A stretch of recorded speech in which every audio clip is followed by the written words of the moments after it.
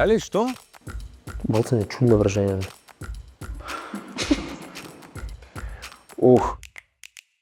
Па...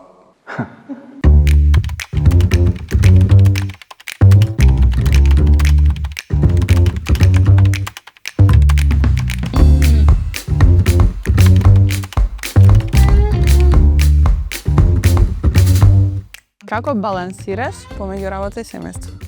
Имате топчиња да ви покажам како балансира? Дали планираш да одиш на породилно отсуство? Што така?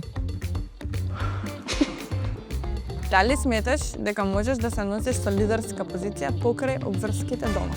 Да, сметам, тоа го правам веќе и мислам дека добро го правам и добро се носам. Лидерска позиција. Веројатно да. Веројатно да. Се надевам. Дали успеваш да ги задржиш емоциите под контрола на работа? Мислам дека можам и дека ги задржувам доволно, многу тешко ми е тоа. Понекогаш да. Дали мислиш дека можеш успешно да управуваш со тимот мажи? Па многу полесно отколку со жени. Да. Мажите се најлесни за управување де факто. Каде се гледаш за 5 години? Дали мислиш дека ќе му дадеш поголем приоритет на семејството или на кариерата? За 5 години искрено не знам каде се гледам. За 5 години не знам, не можам да одговорам.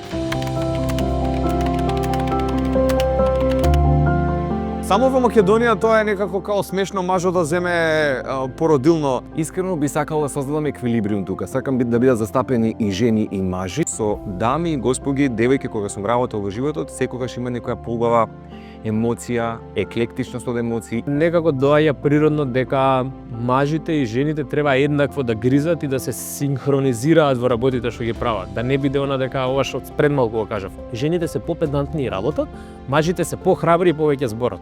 Баш напротив, треба и жените да зборат и да бидат храбри и да работат, треба и мажите да бидат попедантни во работењето. И тоа мислам дека е идеално функционирање. Доколку јас би бирал тим, веројатно би бил тим составен из мажи и жени.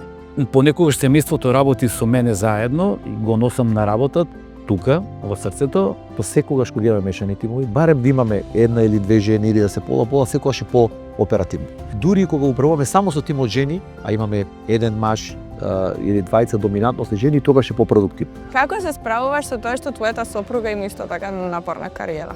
Па не се справувам, уживам во тоа.